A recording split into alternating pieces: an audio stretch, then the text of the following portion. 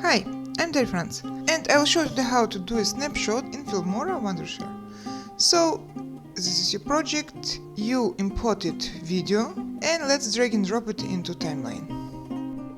This is your preview window, and when you choose the frame you want to do like a snapshot, go to preview window, under it you can find camera icon and click on it.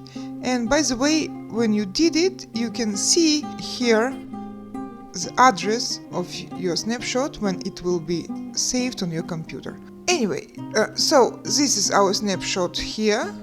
We can do right click and exchange the name, rename it, for example, let it be D, or do really a lot of stuff.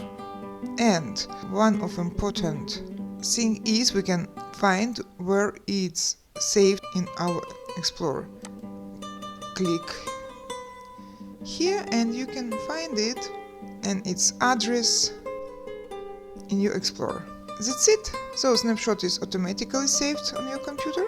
And for example, you want to insert it into your video, and here you can change.